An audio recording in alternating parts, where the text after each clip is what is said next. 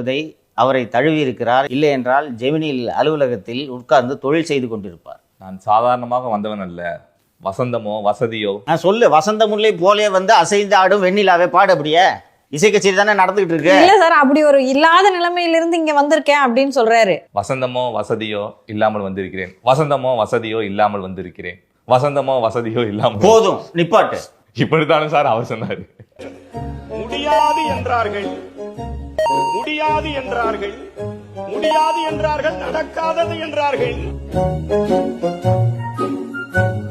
இவர்கள் அத்தனை பேரும் சேர்ந்து சபாநாயகரை புலம்ப விட்டு விட்டார்கள்.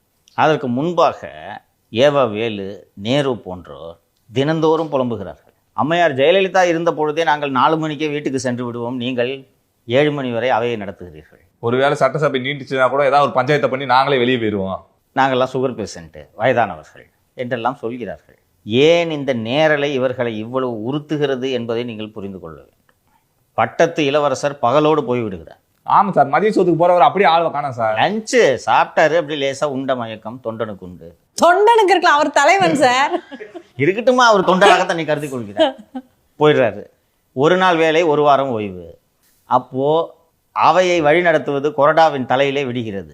அந்த கொறடாவுக்கு ஏற்கனவே உடம்பில் பல உறுப்புகள் வேலை செய்யவில்லை என்பதை அவரே தெரிவித்திருக்கிறார். நான் சொல்லலை, அவரே சொல்லியிருக்கிறார்.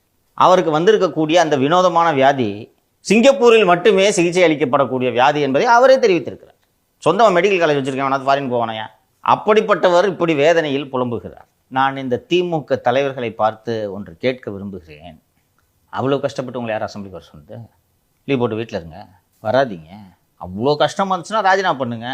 விஜயபாஸ்கர் பாருங்க, ரிசைன் பண்ணிட்டு போய் எல்லாருக்கும் பிரியாணி கிண்டி போட்டுட்டு இருக்காரு புதுக்கோட்டை பூரா. என்னப்பா பிரியாணி சாப்பிட்டியா? இல்லையா, இந்த நாளைக்கு வா, இருக்குது மட்டன் பிரியாணி, தால்ச்சாவோடு இருக்குது, சோறு போட்டுன்னு இருக்கா. அது மாதிரி நீங்களும் தவுசு புள்ளியா மாதிரி வேலைகளை செஞ்சுக்கிட்டு இருங்க. ஸோ நீங்கள் அது போல் வேலை செய்யுங்க. உங்களை யார் கஷ்டப்பட்டு வர சொன்னது?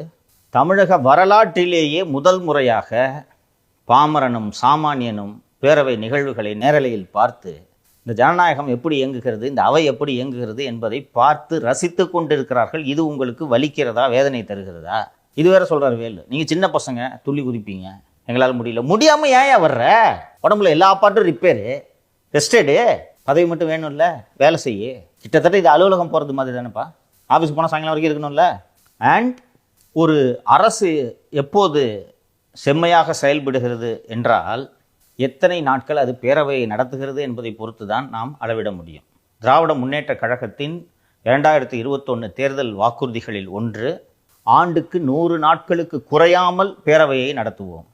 50 நாள் கூட தாண்டல பல வருடங்கள். ஸோ இந்த அரசு கற்றுக்கொள்